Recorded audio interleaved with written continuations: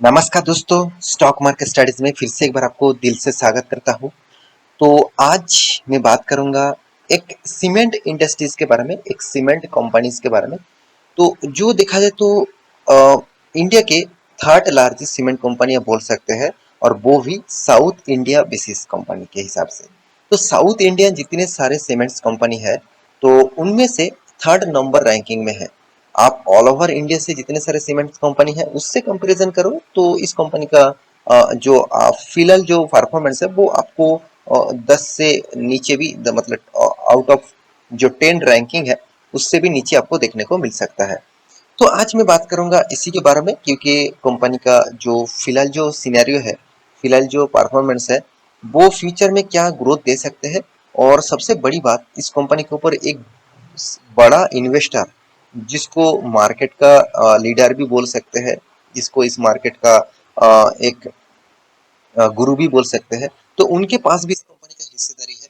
तो क्या इस कंपनी फ्यूचर में ग्रोथ करा पाए, मतलब कर पाएंगे, तो उसी के ऊपर वो जानकारी पूरा डिटेल्स यहाँ पे देने वाला हूँ। तो वीडियो को लास्ट तक देखिएगा। और अभी तक आपने इस चैनल को सब्सक्राइब नहीं किया तो जरूर सब्सक्राइब कर लेना, क्योंकि आपको daily basis stock market information और अपडेट चाहिए तो इस चैनल में बने रहिए। तो चलो देख लेते हैं आज के स्टॉक के बारे में। तो सबसे पहले मैं देखिए इस कंपनी के चार्ट पैटर्न के ऊपर आ चुका हूँ। आप देख सकते हैं कंपनी का चार्ट पैटर्न जो है, नॉर्मली जो चार्ट पैटर्न है आप देखेंगे तो एक मंथ में अराउंड अराउंड 3% तक कंपनी आपको लॉसेस दिया, और 6 मंथ में देखेंगे तो 16% तक कंपनी लॉसेस दिया, 16% तक कंपनी आपको लॉसेस दिया। और एक साल में अराउंड अराउंड एक साल में भी सेम टू सेम 16 से 17%, और 5 साल में कंपनी 20% तक लॉसेस दिया। तो मैक्सिमम चार्ट पैटर्न बंद कर दो तो मैक्सिमम चार्ट पैटर्न आपको उतना खास नहीं दिखेगा। फिर भी देखिए 378% तक के आसपास कंपनी आपको रिटर्न दिया, पॉजिटिव रिटर्न दिया। तो क्या अभी इस कंपनी के ऊपर कंटिन्यू करना चाहिए, जिस कंपनी का परफॉर्मेंस आपको इस तरीके से देखने को मिला है? तो बहुत सारे दोस्तों ने कमेंट किया सर इसके ऊपर अलग से वीडियो बना के दीजिए। और इस कंपनी के ऊपर इन्वेस्टर जो है, सबसे बड़ा इन्वेस्टर मतलब देखा जाए तो डीमार्ट का जो ओनर है राधा किशन दमानी जी, उसका भी हिस्सेदारी इस कंपनी के ऊपर है। तो चलो एक एक करके पूरा डिटेल्स आपको दिखाने वाला हूँ। तो सबसे पहले मैं कंपनी के वेबसाइट के ऊपर जाना चाहूंगा। देखिए वेबसाइट के ऊपर लोग एक चीज गलतियां क्या कर देते हैं आप जानते हैं? उसका पहले ब्रांड एम्बेसडर देख लेते हैं, मतलब कौन इसको एडवर्टाइजमेंट कर रहा है, कौन उसको मतलब कंपनी का ब्रांड एम्बेसडर है, उसको देखकर बहुत सारे लोग इन्वेस्ट कर देते हैं। मुझे बहुत सारे कमेंट्स ये भी आया था कि सर आपने इस कंपनी के बारे में ऐसे बताया कि अगर कंपनी का ब्रांड एम्बेसडर मतलब स्टार है तो इस कंपनी फ्यूचर में तो अच्छा जरूर कर सकते हैं। देखिए ब्रांड एम्बेसडर अभी है, अगर कंपनी अगर उसको एडवर्टाइजमेंट देने से, ब्रांड एम्बेसडर ना रखने से अगर इनकार कर दिया, अगर कंपनी का हालत खराब हो गया तो इनकार भी कर सकते हैं। तो उसके बेसिस से तब क्या कहेंगे कि चलो ब्रांड एम्बेसडर नहीं है तो चलो मैं शेयर बेच दूं, ऐसे देखकर कभी निवेश मत करिएगा।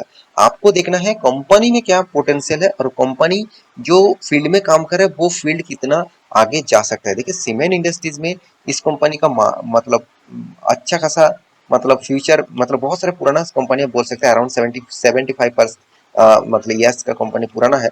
और इस कंपनी का जो बिजनेस मॉडल है वो टोटली सीमेंट इंडस्ट्रीज के ऊपर है। तो इसका जो इंडियन सीमेंट का जो टोटली जो परफॉर्मेंस है, आप बहुत सारा प्रोडक्ट्स है आप यहाँ पे देख सकते हो, उसका प्रोडक्ट्स के शायद अपने यूज करे भी होंगे, शायद ना, मतलब आपने नहीं मान के चले, आप कोई फ्लैट में रहते हैं, आप घर भी खुद बना चुके हैं, तो आप शायद इस कंपनी का सीमेंट आपने देखे भी होंगे, आप डिस्ट्रीब्यूटर भी देखे होंगे।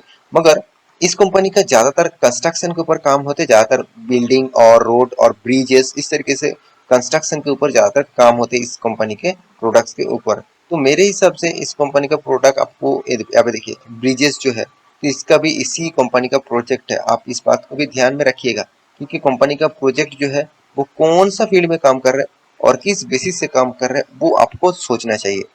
देखिए कंपनी में पहले ही बता चुका हूँ, इसका जो स्पॉन्सरशिप आप ज्यादातर देखते हैं किंग्स इलेवन पंजाब, आप आईपीएल शायद देखते हैं, तो आईपीएल के हिसाब से किंग्स इलेवन पंजाब को आप सभी जानते हैं, महेंद्र सिंह धोनी के नाम क्या ही टीम है।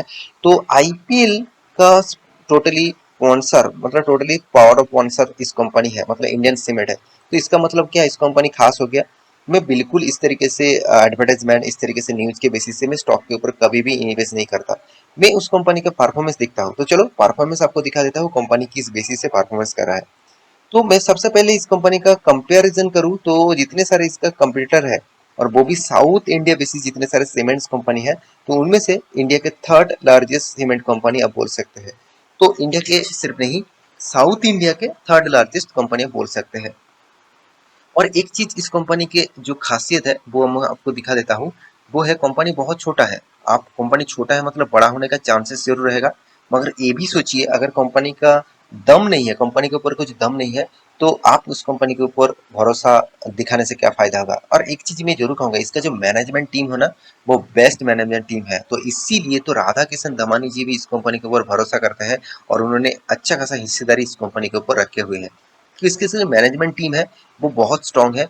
क्यों स्ट्रांग है आपको एक अंदाजा देखकर ही लग जाएगा कि कंपनी का, आप कहेंगे sir return of equity, return of capital employed उतना खास नहीं है। देखिए कंपनी का हालत उतना आज देखा जाए तो कंपनी उतना खास परफॉर्मेंस नहीं कर रहा है, तो इसलिए रिटर्न ऑफ इक्विटी और रिटर्न ऑफ कैपिटल एम्प्लॉयड आपको उतना ज्यादा खास नहीं दिखेगा।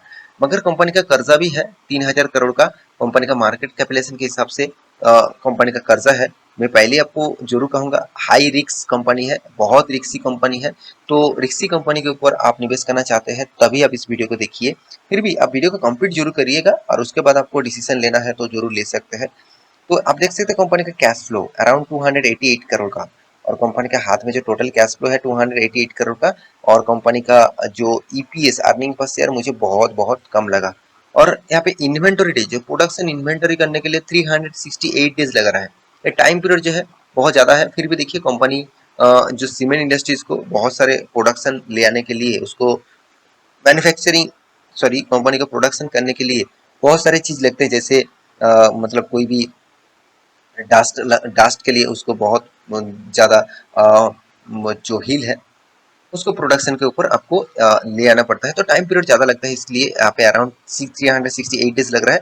और डेटर्स जो डे है वो 70 डेज है। तो ओवरऑल बात करें कंपनी का जो परफॉर्मेंस है उसके बारे में बात करें, तो आप यहाँ पे देख सकते हैं डालमिया भारत इंडिया का नंबर 1, सेकंड रामको सीमेंट सॉरी साउथ इंडिया का नंबर सेकंड पोजीशन में है। और उसके बाद देखिए Indian cement third number position में है। तो कंपनी के अभी परफॉर्मेंस के बारे में बात करें तो प्रॉफिट एंड रेशियो आपको जरूर देखना चाहिए। कंपनी सबसे ज्यादा देखिए सेल्स का ग्रोथ, देखिए सेल्स का ग्रोथ में एक चीज आपको दिखाऊंगा यहाँ पे, कंपनी का सेल्स का ग्रोथ अच्छा खासा मेंटेन कर रहा है, मगर सेल्स का ग्रोथ हमेशा बढ़ना चाहिए। फ्यूचर प्रीवियस जो था उससे ज्यादा होना चाहिए। मगर कंपनी कोशिश कर रहा है, मगर अभी तक वो क्रॉस आउट नहीं कर पाए।